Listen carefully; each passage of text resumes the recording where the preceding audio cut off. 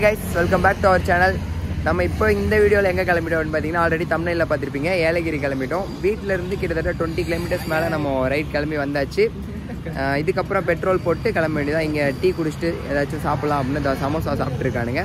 நம்மளும் போய் சமோசா சாப்பிட்டு டீ குடிச்சிட்டு இங்கேருந்து பெட்ரோல் போட்டு டேங்க் ஃபுல் பண்ணிட்டு அப்படியே ஸ்ட்ரைட்டாக கிளம்ப வேண்டியதான் ஏலகிரிக்கு. இங்கேருந்து ஏலகிரி எவ்வளோ கிலோமீட்டர்னு பார்த்தீங்கன்னா 200 கிலோமீட்டர்ஸ். நம்ம வீட்டிலேருந்து 220 கிலோமீட்டர்ஸ். இவங்க வீட்டில் இருந்தெல்லாம் வந்துட்டு 250 கிட்ட. அவங்க அங்கேருந்து 30 நம்ம வீட்டுக்கே வந்திருக்காங்க. நம்ம வீடு பெருங்கல்தூர்னால அங்கேருந்து நமக்கு கம்மி. ஸோ இன்னும் ஒரு 200 கிலோமீட்டர்ஸ் ரைட் இருக்குது. நாங்கள் எத்தனை பேர்னா வந்துட்டு 5 பேர். என்ஃபீல்டு ADV 390 நம்மளோட ஜூஸா RC 390 போயிட்டுருக்கோம். அங்கேருந்து R15 V2 ஃப்ரெண்ட் ஒருத்தர் வரான். அவன் வேலூருக்கு முன்னாடி ஒரு ஊரில் இல்லை வேலூரில் வந்து நம்ம கூட ஜாயின் பண்ணிப்பான். அங்கேருந்து அப்படியே எல்லோரும் வந்துட்டு ஏலகிரி ஒரு 100 கிலோமீட்டர்ஸ் இங்கேருந்து வேலூர் கிட்ட அவன் வர இடம் 100 கிலோமீட்டர்ஸ். அங்கேருந்து மறுபடியும் 100 கிலோமீட்டர்ஸ் எல்லோரும் ஒன்றா ரைட் பண்ண போகிறோம். ஸோ நம்ம சேனலுக்கு யாரும் நியூ வந்தால் மறக்காமல் சப்ஸ்கிரைப் பண்ணி லைக் பண்ணி ஷேர் பண்ணிக்கோங்க. இந்த வீடியோவில் ஃபுல்லாக ஏலகிரியில் பண்ணுற ஃபன் எல்லாமே வந்துருங்க. நான் கொஞ்சம் தூரம் போகும்போது வ்ளாக் பண்ணுறேன், இல்லை வேறு எங்கேயாச்சும் அங்கே போயிட்டு மச்சானை மீட் பண்ணிட்டு அப்புறமேட்டு வ்ளாக் பண்ணுறேன். பாய்.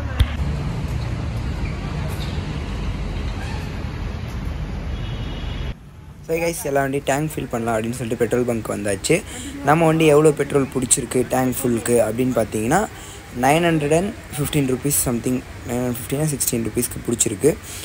கிட்டத்தட்ட 9 லிட்டர் பிடிச்சிருச்சுங்க. ஸோ RC 390க்கும் என்ஃபீல்டுக்கும் பெட்ரோல் போட்டாச்சு. ஸோ ADVக்கும் ஃபுல் பண்ணிட்டு டேங்க்கை அதுக்கப்புறம் மொத்தமாக எவ்வளோ வந்துச்சு அப்படின்றத பில்லு உங்களுக்கு காமிச்சிடலாம் அப்படின்னு சொல்லிட்டு தான்.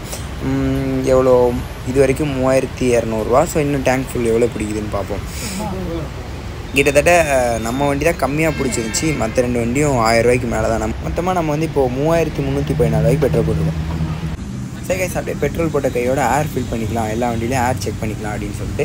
எப்போயுமே ரைடு கிளம்புறீங்கனாலோ இல்லை weekly once R twice time ஒதுக்கி ஏரை மட்டும் செக் பண்ணிக்கோங்க. அதை மட்டும் நான் சொல்லிக்கிறேன். நாங்கள் அப்படியே ஃபில் பண்ணி கிளம்பிடலாம். எப்படியோ ஒரு வழியாக ஒரு ஹைவே வந்து கனெக்ட் ஆகிடுச்சுங்க. ஸ்ரீபெரும்புத்தூரில் பூந்து அப்படி இப்படின்னு எல்லாம் பண்ணி ஹைவே வந்து கனெக்ட் ஆகிடுச்சு. ஆனால் இந்த ஹைவேல என்ன ப்ராப்ளம்னா கொஞ்சம் தூரம் லெஃப்ட்டில் டேக் டைவர்ஷன் கொடுத்து நமக்கு வந்து இது ரோட் கன்ஸ்ட்ரக்ஷன், அதாவது பிரிட்ஜ் கன்ஸ்ட்ரக்ஷன் நடந்துகிட்ருக்கு. ஸோ வந்து செம்ம கடுப்பாக இருக்குது. ஆல்ரெடி பிரேக் நம்ம வண்டியில் கிடையாது. என்னடா வண்டியில் பிரேக் இல்லைன்ற அப்புறம் ஏன்டா கிளம்புனேன் அப்படின்னு கேட்டிங்கன்னா பிடிக்கும். பட் ஆனால் வந்து கண்டிப்பாக ஹீட் ஆச்சுன்னா பிடிக்கிறது கிடையாது. ஹில்ஸில் அதுவும் கண்டிப்பாக அது ஹீட் ஆச்சுன்னா பிடிக்காது, எனக்கே தெரியும். பட் இப்படி சேஃபாக இல்லாமல் ஏன் எடுத்துகிட்டு வந்தேன் அப்படின்னு கேட்டிங்கன்னா, சரி ஓகே எனக்கு ஓரளவுக்கு இன்ஜின் பிரேக்கிங் நல்லாவே தெரியும், சரி பார்த்துக்கலாம் அப்படின்றது தான். ஹில்ஸில் ஓட்டுறவங்க நீங்கள் தயவு செஞ்சு இன்ஜின் பிரேக்கிங் கற்றுக்கோங்க. இன்ஜின் பிரேக்கிங்னா என்ன அப்படின்னு கேட்குறீங்கன்னா கீழே கமெண்ட் பாக்ஸில் தெரியாதுன்னா சொல்லுங்கள். நிறையா தெரிஞ்சவங்க வீடியோ போட்டிருப்பாங்க. அது நானே ஒரு வீடியோ போடணுன்றது கிடையாது. ஸோ மேபி தெரியலை அப்படின்னாலோ இல்லை வந்து நீ சொல்லு இன்ஜின் பிரேக்கிங்னா என்ன அப்படின்னு கேட்குறீங்க அப்படின்னா கமெண்ட் பண்ணுங்கள் மறக்காமல். நான் வந்து இன்ஜின் பிரேக்கிங்னா என்னென்னு தனியாக ஒரு வீடியோவே சொல்லி எப்படின்னு போடுறேன். ஸோ இன்ஜின் பிரேக்கிங் லைட்டாக அப்படியே சொல்கிறேன். இன்ஜின் பிரேக்கிங்னா என்னென்னா கிளச் பிடிச்சிட்டு கியரை டவுன் பண்ணி நம்ம அதுக்கேற்ற மாதிரி வந்துட்டு பிரேக் இல்லாமலே கிளச்சிலேயே வந்து நம்ம கண்ட்ரோல் பண்ணுறது தான். கிளச் பிடிச்சி கியரை டவுன் பண்ணி கிளச் விட்டோன்னா ஆட்டோமேட்டிக்காக வண்டி ஸ்டாப் ஆகும். எல்லாருக்குமே ஓரளவுக்கு தெரியும், பைக் ஓட்டுறவங்க எல்லாருக்கும். ஸோ அதனால் அதுதான் இன்ஜின் பிரேக்கிங். அதை ப்ராப்பராக எப்படி பண்ணுன்றதை வந்து நான் வந்து வீடியோ வேணால் போடுறேன். அப்படி ப்ராப்பராக பண்ணுறது தான் இன்ஜின் பிரேக்கிங். ஹில்ஸில் ரொம்ப தேவை. ஸோ நம்மளோட பிரேக் முன்னாடியும் அவுட்டு, பின்னாடி மொத்தமாக முடிஞ்சு. முன்னாடி வந்து ஒரு 25 to 30% இருக்குது. பட் இருந்தாலும் நான் எந்த நம்பிக்கையில் வண்டி எடுத்துகிட்டு வந்தேன் அப்படின்னு கேட்டிங்கன்னா அந்த இன்ஜின் பிரேக்கிங் தெரிஞ்சனால தான். ஸோ பிரேக் இல்லாமல் யாரும் ஓட்டி இந்த மாதிரி ட்ரை பண்ணாதீங்க. நல்லா தெரிஞ்சால் மட்டும் ட்ரை பண்ணுங்கள். அவசரத்துக்கு பிடிச்சா கண்டிப்பாக நின்றும். பட் ஆனால் வந்து இந்த ஃபாஸ்ட்டாக போயிட்டு பிரேக்லேயே நிறுத்துறதுலாம் முடியாது. நம்ம இன்ஜின் பிரேக்கிங் பண்ணிவிட்டு கடைசியாக வண்டியை ஸ்டாப் பண்ண மட்டும்தான் பிரேக் யூஸ் பண்ணுற மாதிரி இருக்கும். அப்படி யூஸ் பண்ணால் தான் நான் போயிட்டு ரைடை முடிச்சுட்டு சேஃபாக திரும்பி வர முடியும். இல்லைனா பிரேக் பேட் மொத்தமாக அவுட் ஆகிடும். ஸோ ஏன் அப்படின்னா நமக்கு டைம் இல்லைன்னா அப்படியே விட்டுட்டோம். இந்த ரைடு கிளம்பியே ஆகணுன்றனால கிளம்பியாச்சு. இந்த ரைடு முடித்தோன்னே பிரேக் பேடு, இன்ஜின் ஆயில் அதை பற்றி சொல்ல மாட்டேருப்பாரு. ஆல்ரெடி இன்ஜின் ஆயில் அவுட் லெவலுக்கு கீழே வந்துருச்சு.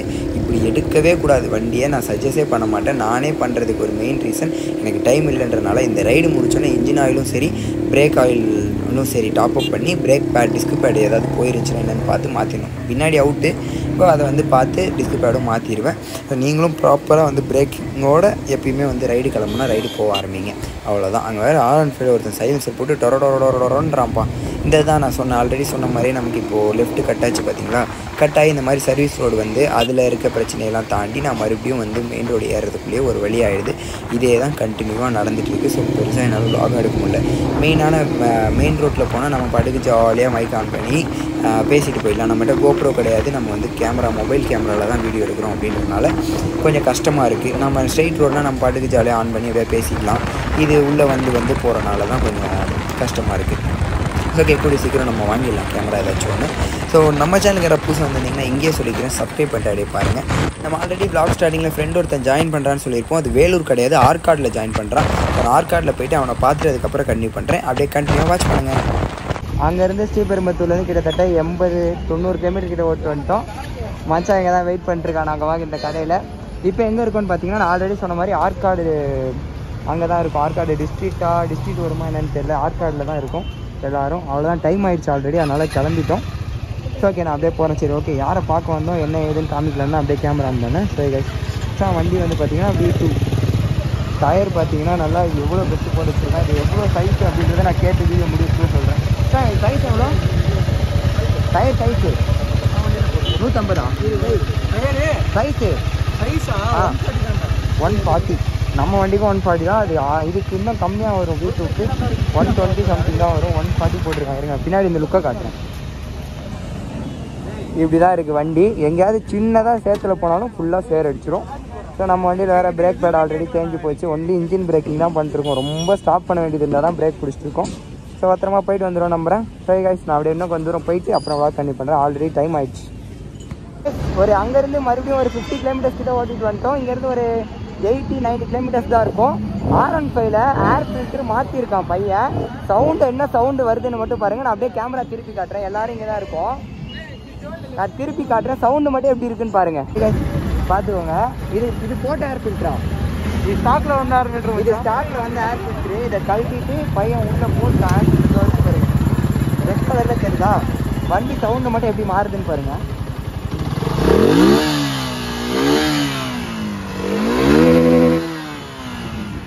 பயங்கரமான டிஃப்ரென்ஸு. அவன் வண்டி வந்துட்டு ஹைவேல அப்படி இது பண்ணி ஃப்ளைபை எடுக்கும் போதெல்லாம் சவுண்ட் ஏதோ சூப்பர் பெட் சவுண்ட் மாதிரி கேட்குது. ஏர் ஃபில்ட்ரு மாற்றுறதுக்கு.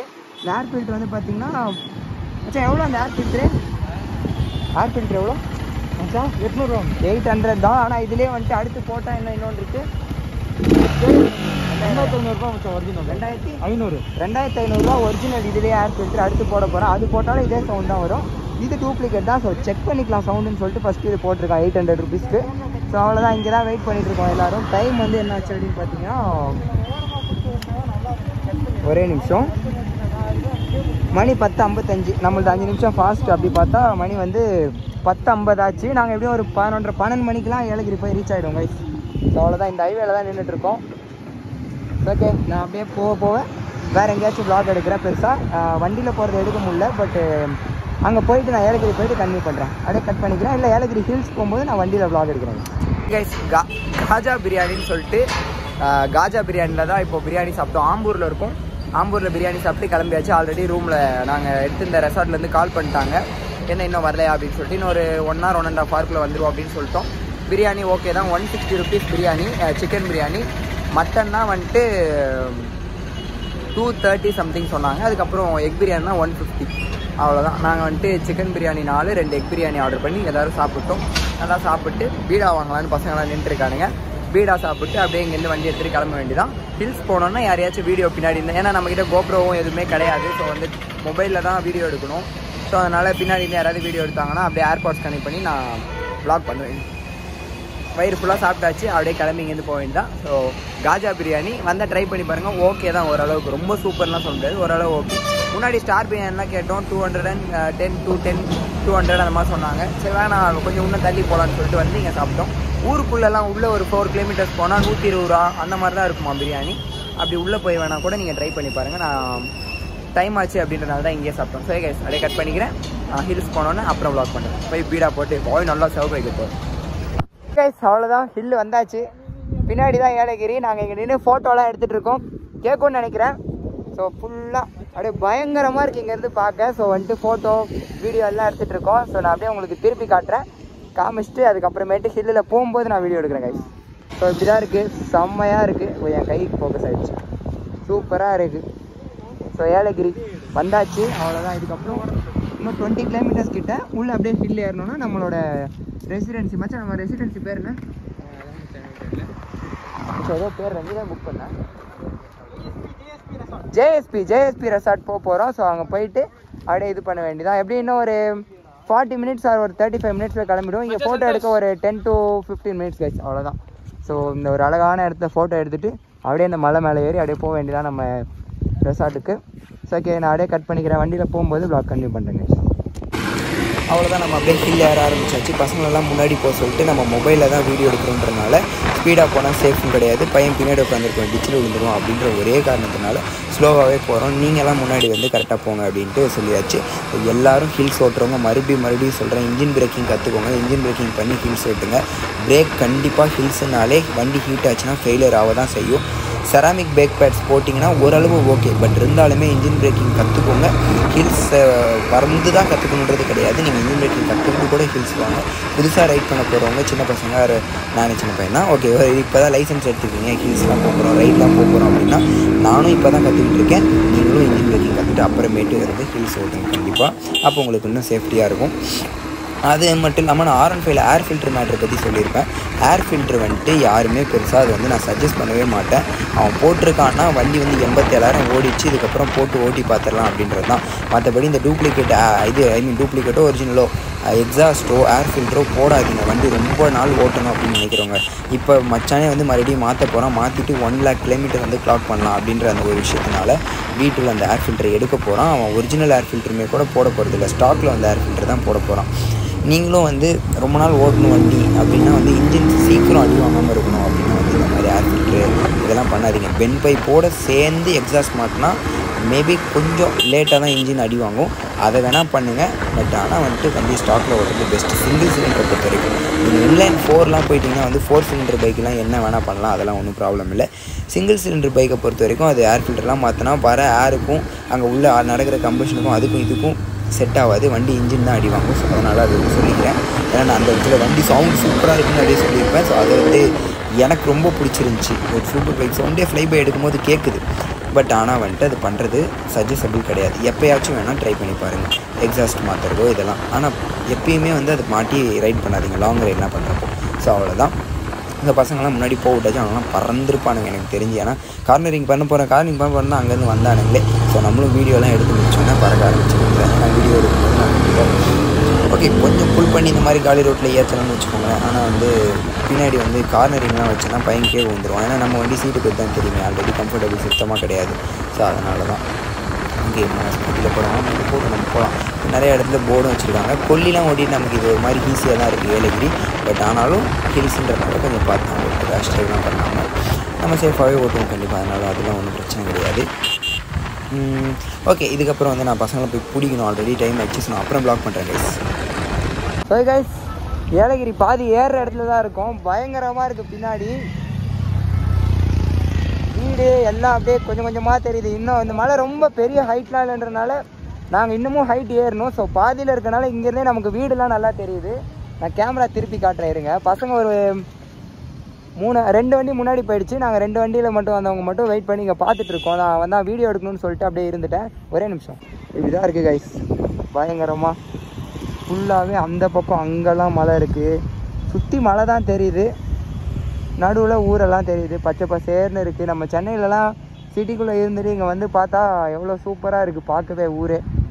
இவ்வளோ தூரம் தள்ளி எல்லாம் இது பண்ணி தான் இங்கே வந்திருக்கோம். சாரி, ஆங்கிள் இப்படி பிடிச்சிட்டோம் போல், இப்படி வச்சுருக்கோம். ஸோ இவ்வளோ அருமையாக இருக்குது இந்த இடம். ஸோ இதை பார்க்காம போனால் எப்படி அப்படின்னு சொல்லிட்டு தான் அப்படியே வெயிட் பண்ணிட்டோம். நம்ம வண்டி அங்கே நின்றுட்டுருக்குது.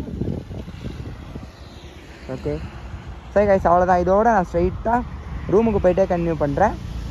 ரூமுக்கு போய்ட்டும் பெருசாக இருக்காது. அதுக்கப்புறம் நைட்டு வெளில போகிறது, ஃபன் பண்ணுறது அதெல்லாம் தான் வரும். நான் ரூமில் பண்ணுற ஃபன்லாம் வந்துட்டு எனக்கு தெரிஞ்சு தனியாக ரூமில் பண்ணுறது, ரூம் எவ்வளோ காஸ்ட் வருதுன்றது ஒரு வீடியோ போடுவேன்னு நினைக்கிறேன். இந்த வீடியோ கீழே அந்த லிங்க் இருக்கும், நம்ம சேனலில் போய் செக் பண்ணி பார்த்தீங்கன்னா அந்த வீடியோ இருக்கும். ஸோ அந்த மாதிரி கொடுத்துடலாம் தனித்தனியாக அப்படின்ற மாதிரி பிளான் தான். சரி கைஸ், நான் ரூமுக்கு போயிட்டு அப்படியே கண்டினியூ பண்ணுறேன். ரூமுக்கு வந்து ரீச் ஆயாச்சு. டைம் வந்து என்னாச்சுன்னு பார்த்தீங்கன்னா 2 மணி. ஜேஎஸ்பி ரெசார்ட்டுக்கு வந்து ரீச் ஆகிட்டோம். என்ன என்ன அவன் தெலுங்கு, நம்மளே ஆந்திரா பையன். ஸோ அவனையும் வந்துட்டு கூட்டிட்டு தான் வந்திருக்கோம். இந்த பக்கம் லைட் இல்லை,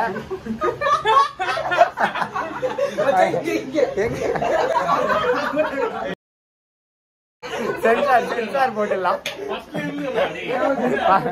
ஃபர்ஸ்ட்ல இருந்து ஆங்கிள் கரெக்டாக வேற எடுக்கணுமா, ஃபுல் ஃபன்னாக இருக்குது. போயிட்டு நான் அப்படியே இருங்க ஸ்விம்மிங் பூல் மட்டும் காட்டுறேன். ஓகே, அப்படியே இங்கே வெளில வந்தா இங்கே தான் நம்ம ஸ்விம்மிங் பூல் இருக்கு.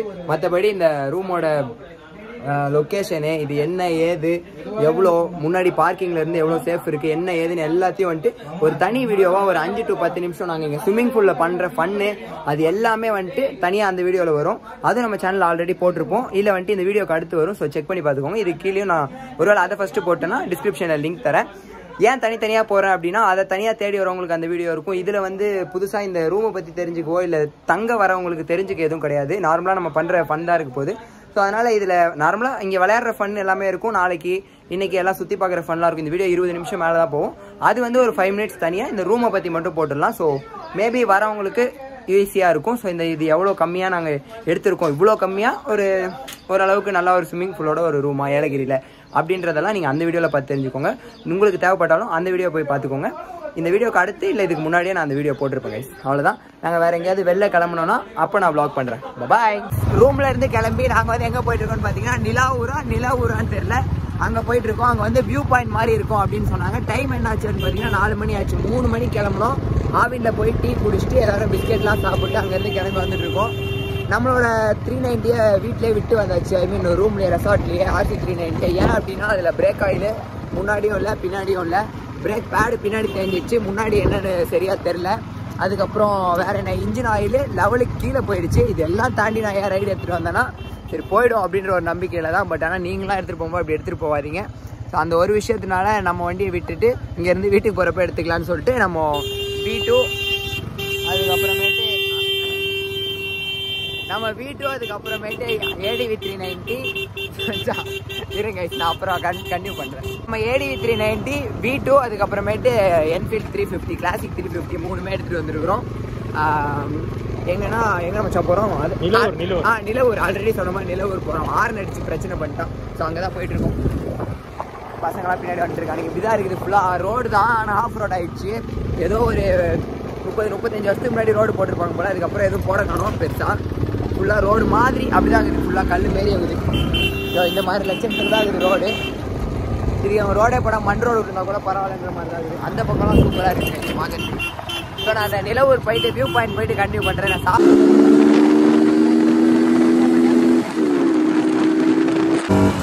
நான் காய்ஸ் கேட்குதா என்னன்னு தெரில. அந்த நிலாவூர் வந்து அந்த வியூ பாயிண்ட்டுக்கு மேலே ஏறுறதுக்கு தான் ஏறிட்டு இருக்கிறோம். சைடில் அப்படியே அங்கேருந்து ரோடு வந்து அப்படியே இங்கே ஏறியாச்சு. என்ன வேற பேச விட மாட்டானுங்க, டென்ஷன் பண்ணுறானுங்க. நான் அப்படியே மேலே ஏறுறேன். ஓகே அப்படியே ஒரு மாதிரி மேலே ஊனி ஏறுது. அங்கே மேலே பசங்க கல்லுலாம் இருந்தானுங்க வேற நான் பார்த்தேன். நிலவூர் வியூ பாயிண்ட் நம்ம ADV மட்டும் மேலே வரைக்கும் எடுத்துகிட்டு வந்தாச்சு. ஒரு ஆஃப் ரோட் பண்ணி மற்ற எந்த வண்டியும் எடுத்துகிட்டு வர முடியாது. ஃபேரிங் தட்டும் கீழே இது தட்டுன்றனால என்ஃபீல்டையும் V2வையும் அங்கேயே விட்டு இங்கே வந்துட்டோம். இதுக்கு டிக்கெட் வந்து நுழைவு கட்டணம் ஒரு நபருக்கு 50 ரூபா போல் இருக்குது. போகலாமா வேணாமான்னு யோசிச்சுட்டு நான் வ்ளாகை கண்டினியூ பண்ணுறேன். இங்கே வந்து பார்த்தீங்கன்னா ஒரு பர்சனுக்கு 50 rupees அங்கேயே போட்டுருந்துச்சு. அதுதான் சொன்னாங்க. சரி ஒரு 50 rupees இங்கே வேஸ்ட் பண்ண வேணாம். கரெக்டாக இப்படி வைக்கணும், அதுதான் ஆங்கிள் வைக்கிறதுல. அதனால் வந்துட்டு 50 rupees இங்கே வேஸ்ட் பண்ண வேணாம். ஒரு 300 போகுது 6 பேருக்கு. அதில் நைட்டு சாப்பாடு டின்னரே முடிச்சிடலாம், வேஸ்ட் பண்ண வேணாம்னு சொல்லிட்டு இங்கே வந்துட்டோம். இப்போ காட்டுக்குள்ளே போயிட்டு அந்த மலைக்கு போகலான்றது தான் பிளான். போக முடியும்டா, ஆல்ரெடி போனாங்கடா, வழி இருக்குடா. போயிட்டு அந்த குவாரி மாதிரி இருக்கு பாரு, அங்கே மேலே அங்கே எட்டு போமா வண்டியா எடுத்து போட்டோ எடுப்போமா. அங்கே அப்படியே உள்ள எடுத்துட்டு போவோம். ஸோ அங்கே போக முடிஞ்சா போயிட்டு நான் அங்கே போயிட்டு அப்படியே கன்டினியூ பண்ணுறேன். அப்படியே அந்த பக்கம் இருந்து இந்த பக்கம் பைக்கை இங்கே ஏற்றிட்டு வந்தாச்சு. ஸோ இப்படி தான் இருக்குது பின்னாடி வியூ. ஆனால் வந்து எட்ஜில் நிற்கிற மாதிரிலாம் இல்லை, பட் அப்படியே அந்த வியூ இருங்க நான் அப்படியே திருப்பி காட்டுறேன். இப்படி தான் இருக்குது ஃபுல்லாக. நான் அங்கேருந்து காமிச்சது அந்த கல் அந்த குவாரி மாதிரி இருக்குல்ல கல், அதுன்னு நினைக்கிறேன். ஸோ இங்கெல்லாம் ஃபுல்லாக அப்படியே சூப்பராக இருக்குது. இங்கே தான் அப்படியே வந்தாச்சு. இதுக்கப்புறம் அப்படியே என்ன பண்ண போகிறோம் எங்கே போக போகிறோம்னு பார்த்துட்டு ஃபுல்லாக கண்டினியூ பண்ண வேண்டியதான். நம்ம சேனலுக்கு இப்போயும் சொல்கிறேன், புதுசாக யாராவது வந்தால் மறக்காமல் சப்ஸ்கிரைப் பண்ணிக்கோங்க. இது வரைக்கும் வீடியோ ஃபுல்லாக பார்த்ததுக்கு தேங்க்ஸ். இதுக்கப்புறமும் எனக்கு தெரிஞ்சு நல்லா இருக்கும்னு நினைக்கிறேன் இந்த வீடியோ. அப்படியே கண்டினியூவாக பாருங்க கைஸ். ஏலகிரி பார்க் வந்திருக்கோம். 20 rupees per பர்சனுக்கு டிக்கெட்டு. கேஷாக தான் இருக்குதான். ஐ மீன் கேஷ் மட்டும் தான் அக்செப்டடு, ஜிபேலாம் அக்செப்ட் கிடையாது. ஸோ வந்துட்டு எங்ககிட்ட கேஷ் இல்லை. ஜிபேயில் வந்து வேறு ஒரு கடையில் அமௌண்ட் சென்ட் பண்ணி விட்டு அதுக்கப்புறம் கேஷ் வாங்கிட்டு வந்தாச்சு உள்ள பார்க்குள்ளே. இந்த ஊஞ்சல் ஆடுறது இதெல்லாம் இருக்குது இந்த பார்க்கில். நம்ம திருவிழாலாம் போடுவாங்கள்ல ஊர் சைடு, அந்த மாதிரி இங்கே எப்பயுமே அவைலபிளாக இருக்கும் போல் ஏலகிரியில். இதில் நம்ம விளையாட விட மாட்டானுங்க வேறு. ஓகே இன்னும் வேறு என்னென்ன இருக்குது அங்கே அந்த பக்கம் போட்டிங்லாம் இருக்குது. நாங்கள் அங்கெல்லாம் போயிட்டு நான் கேமரா மறுபடியும் ஆன் பண்ணுறேன் கைஸ். இப்போ நம்ம போட்டிங் போகிறதில்ல, பட் ஆனால் போட்டிங் எல்லாரும் இங்கே போயிட்டுருக்குறாங்க. அந்த இடத்துக்கு தான் வந்துருக்குறோம் எல்லோரும். எல்லாரும் ஒரு ஹாய் சொல்லுங்கள். வெள்ளையா தெரிறோம் பாரு. ஹாய். ஹலோ. Hi guys. இவன் மட்டும் தனியாக பெர்ஃபார்ம் பண்ணுறான். கண்ணாடியை கைட்ட மாட்டான் என்னானாலும். சொல்கிறா ஜமி சப்ஸ்கிரைப் பண்ணுங்க. தெலுங்கு மொழியில தான் ஹாய் गाइस பண்ணிருங்க. சொல்லுங்க. இவ பைக்கர் பாய், இவ பைக்கர் பாய், அவ பைக்கர் பாய். சப்ஸ்கிரைப் பண்ணுங்க. ஓகே பண்ணிருங்க நீங்க எல்லாரும். குட்டி இடம் தான், இங்க இருந்து அவ்வளவு தூரம் தான் இருக்குது இடமே. நம்ம இப்போ போட்டிங் போகிறதுல சும்மா வேடிக்கை பார்த்துட்டு திரும்பி போயிடலான்ட்டு. போட்டிங் போறவங்க நம்ம அடிப்போம். போட்டிங் போகிறவங்கள சைட் அடிப்போம், ரோட்டில் போகிறவரை நான் எல்லாம் கல் தடிப்போம், எல்லாம் பண்ணுவோம் நாங்கள். சரி கைஸ், அவ்வளோதான். வேறு ஏதாச்சும் சுற்றி பார்த்தா இல்லைனா நான் ரூமுக்கு போயிட்டு நைட் ஏதாவது ஃபன் பண்ணால் அப்போ தான் எடுக்கணும் போல இருக்குது வீடியோ. பொம்மை அதெல்லாம் சரி பாய். சரி கைஸ், நம்ம ஃபோனில் சார்ஜ் இல்லைன்னு ரூம்லேயே விட்டு வந்துட்டோம்.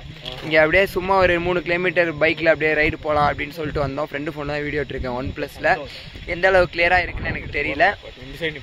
செம்ம வியூ. நான் உங்களுக்கு திருப்பி மட்டும் காட்டுறேன், நீங்களே பாருங்கள். ஒரே நிமிஷம். 1 2 3 இப்படி தான் இருக்குது ஃபுல்லாக. இங்கேருந்து பார்க்க நான் காலைல போகிறப்ப வீடியோவில் காமிச்சிருப்பேன் எப்படி இருந்துச்சு அப்படின்னு. நீங்கள் பார்த்துருப்பீங்க வீடு வீடாக. இப்போ பாருங்கள் எப்படி இருக்குன்னு அந்த லைட்ஸுக்கும் இதுக்கும் ஃபுல்லாக. ஃபோன் ஆஃப் ஆகிடுச்சுடா, அதுவும் டெட்டுடா. பயங்கரமாக இருக்குது வியூவே. எதேர்ச்சியாக வந்தோம், சும்மா பைக் ஓட்டலாம், ஒரு 3 கிலோமீட்டர் 4 கிலோமீட்டர் வரைக்கும் சும்மா போயிட்டு வரலாம் கீழே வரைக்கும் அப்படின்னு சொல்லிட்டு பார்த்தா இவ்வளோ சூப்பராக இருக்குன்னு எதிர்பார்க்கவே இல்லை. ஓகே, அப்படியே அவன் இதாக நீங்கள் அப்படியே பாருங்க. ஏலகிரி ஒர்த்து அப்படின்னு தோண வச்சிருச்சு இந்த ஒரே ஒரு வியூவில். ஓகே கைஸ், ஸோ அவ்வளோ. இதுக்கப்புறம் அப்படியே பைக் ரைட் போயிட்டு ரூமுக்கு போக வேண்டியதான். வீடியோ பைக் ஓட்டத்தை பெருசாக எடுக்கவே முடியாது கண்டிப்பாக, ஏன்னா ஃபோன் கிடையாது. செம்மையாக இருக்குது. சரி கைஸ், அப்படியே அன்றைக்கி நைட்டு தூங்கி அடுத்த நாள் பெட்ரோல் கூட வந்தாச்சு. எதுக்கு பெட்ரோல் போகிறோம் அப்படின்னு கேட்டிங்கன்னா வந்துட்டு இங்கே ஏலகிரி பக்கத்தில் ஒரு இது அருவி இருக்குது அப்படின்னு சொன்னாங்க. ஸோ அந்த அருவியை பார்த்துட்டு அப்படியே சென்னை கிளம்புறது தான் பிளானு. ஏன் வந்துட்டு நான் எதுவும் பெருசாக எதுவும் பண்ணல. காலையில் சன்ரைஸ்லாம் பார்க்க போல, ஏன்னா காலையில் நாங்கள் யாருமே சன்ரைஸ் பார்க்க போல, சும்மா ரூம்லேயே ஃபன் பண்ணிட்டு இருந்துட்டோம். ஸோ அதுக்கப்புறம் சாப்பிட்டோம், அவ்வளோதான் பண்ணோம். இங்கே வந்து த்ரில்வேலி அப்புறம் கோகார்ட் இதெல்லாம் போனோம். பட் ஆனால் அங்கெல்லாம் எனக்கு பெருசாக வ்ளாக் பண்ண மனசு இல்லை, ஒரு மாதிரி தோணலை. அதனால நாங்கள்லாம் வ்ளாக் பண்ணல கைஸ். ஸோ அப்படி இப்படின்னு அந்த பங்கில் இருந்து 13 கிலோமீட்டர் உள்ள ஜலகம்பாறையோ அந்த அருவிக்கு வந்தாச்சு. நான் அதோட லொக்கேஷனை வந்து கீழே டிஸ்கிரிப்ஷனில் கண்டிப்பாக கொடுக்குறேன். அவ்வளோதான். வர வழி எல்லாமே சூப்பராக இருந்துச்சு. அதே மாதிரி இங்கேயும் ஃபுல்லாக பசுமையாக தான் இருக்குது. நம்ம அப்படியே போய் இங்கே பார்க்கிங்கில் போட்டு ஜலம்பாறை அருவிக்கு போக வேண்டியதான் நண்பர்களே. ஸோ நம்ம அந்த 3 வண்டியுமே முன்னாடி போயிட்டுருக்கு, நம்ம லாஸ்ட்டாக போகிறோம். எப்பயுமே நம்ம தான் ஃபாலோ பேக், லாஸ்ட்டாக தான் ஃபாலோ பேக் பண்ணுறது தான் கரெக்டாக போயிட்டு இருக்குது. இந்த ரைடில் அதுதான் பண்ணுறோம். ஒவ்வொரு ரைடில் ஒவ்வொரு இது, சில டைம் நம்ம லீடும் பண்ணுவோம். ஸோ ஓகே, நான் பார்க்கிங் போட்டு போகிறேன். இதான் கைஸ் ஜலகம்பாறை அருவி. அங்கே வெளியே பைக் பார்க்கிங்கோடு உள்ளே வரணுன்னா 20 ரூபா டிக்கெட்டு. அதை பே பண்ணி அங்கேயே பார்த்துருப்பீங்க, அதை பே பண்ணி வந்தாச்சு. அங்கேயும் டிக்கெட் கவுண்டர்னு போட்டிருக்கு. எவ்வளோ இருந்தாலும் போய் உள்ளே பார்த்துடலான்ற பிளான் தான். ஸோ எவ்வளோ வருது என்னென்னு பார்ப்போம். ஆல்ரெடி பட்டாணிலாம் வாங்கிட்டு ஒரு கல்ல ஹெல்மெட் வச்சுட்டு அவர் ஃப்ரெண்டு பிடிக்கிறதுக்காக.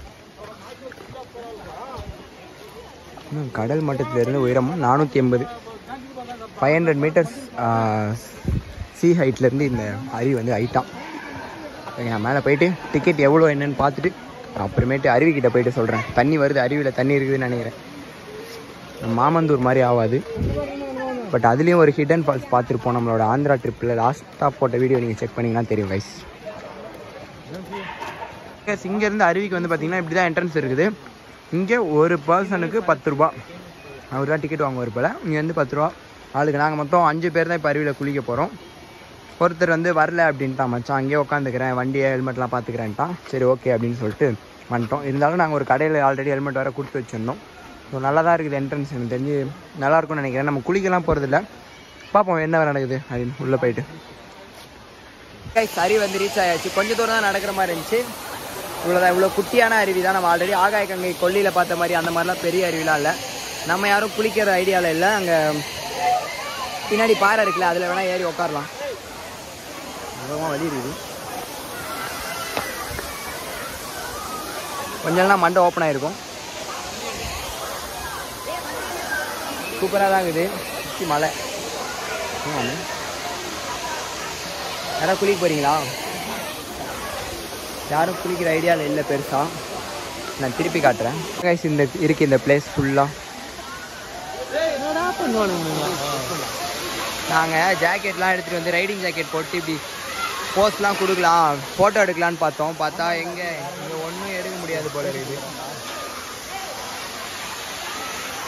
ஓகே, நான் குளிச்சாலோ இல்லை ஏதாச்சும் இது பண்ணுறேன். பட் ஆனால் கண்டிப்பாக ட்ரை பண்ணலாம். குழந்தைங்கள்லாம் கூப்பிட்டு வந்தால் ரொம்ப அதிக ஃபாஸ்ட்டாக தண்ணி வரல அப்படின்றதுனால அது அவங்க குட்டி குழந்தைங்கலாம் குளிச்சுன்னு இருக்குது. அதனால் நீங்கள் கண்டிப்பாக இந்த அருவி ட்ரை பண்ணலாம். ஜலகம்பாறை எங்கே இருக்குன்னா ஏலகிரி போகிறதுக்கு முன்னாடி. ஏலகிரிக்கு போகிறது இல்லாமல் சேலம் போகிற ரூட்டில் இன்னும் கொஞ்சம் தள்ளி வரணும். ஏலகிரி கட்டாகிற இடத்துலேருந்து வந்தீங்கன்னா இந்த அருவியை வந்து ரீச் பண்ணிக்கலாம். நீங்கள் இங்கே வேறு தள்ளி விட்டு போயிட்டான். ஸோ நல்லாயிருக்கு கண்டிப்பாக. மச்சான் வியூ இது. இந்த கோயிலும் இருக்குது. இந்த கோயிலுக்கு இந்த பக்கம் வரணும், அருவிக்கு இந்த பக்கம் வரணும். பைக் பார்க்கிங்க்கு ரெண்டும் பைக் பார்க்கிங் சேம் தான். சார் இது என்ன கோயில் இது? இப்படி இருந்தால் சிவன் கோயில், லிங்கம் சிவன் கோயில், பெரிய சிவன் கோயிலாக தான் இருக்குது. சுற்றி மலை தான் இருக்குது இந்த ஏரியா சைடு. நம்ம எப்படி வரணும்? ஏலகிரிலேருந்து வர மாதிரி இருந்தால் எப்படி வரணும் சொல்லு. ஏலகிரிலேருந்து வர மாதிரி இருந்தால் எப்படி வரணும்?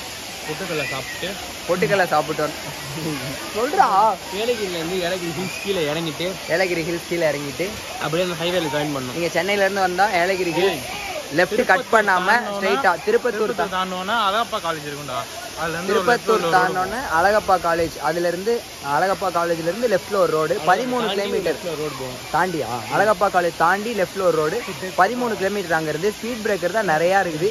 ஆனால் தாண்டி வந்தீங்கன்னா வந்துட்டு வில்லேஜ் நிறையா நடுவில் இருக்கனால நிறையா ஸ்பீட் பிரேக்கர். பட் ஆனால் அங்கேருந்து தாண்டி வந்தீங்கன்னா அதுக்கு முன்னாடி ஒரு அழகான அருவி ரீச் பண்ணலாம். சொல்லுவோமே அதுக்கு முன்னாடி அந்த ஃபால்ஸ் நேம் போட்டு ஃபால்ஸ் நேம் ஜலகாம் இல்லை அந்த ரூட் பண்ண ஒருத்தர் வந்து போய் சொன்னாரு. அதுக்கு முன்னாடியே வந்துட்டு ஃபால்ஸ் நேம் போட்டு மேப்பில் போட்டிங்கன்னா அது காட்டும். மலையை சுற்றி வர மாதிரி அது ரொம்ப டைம் ஆகும். அது போகாதீங்க. அழகப்பா டிஸ்டன்ஸும் அதிகம். அழகப்பா காலேஜ் வந்துட்டு அது தாண்டோன்னே வர லெஃப்ட் எடுத்திங்கன்னா 13 கிலோமீட்டர் ஸ்ட்ரைட்டாக அங்கே ஒரு பெட்ரோல் பங்க்கும் ரைட் சைடு இருக்கும். பெட்ரோல் போட்டு நம்ம அங்கே பெட்ரோல் போட்டோம்ல இந்தியன் ஆயிலில், பெட்ரோல் போட்டு அப்படியே ஸ்ட்ரைட்டாக எடுத்தால் 13 கிலோமீட்டர். இது பெட்ரோல் பங்க் லிங்க் தான். மேப் லொக்கேஷன் ஃபால்ஸோட லொக்கேஷன் டிஸ்கிரிப்ஷனில் நான் கொடுக்குறேன். ஏலகிரி மேப்பை அப்படியே எடுத்து அனுப்பிவிடுறேன்.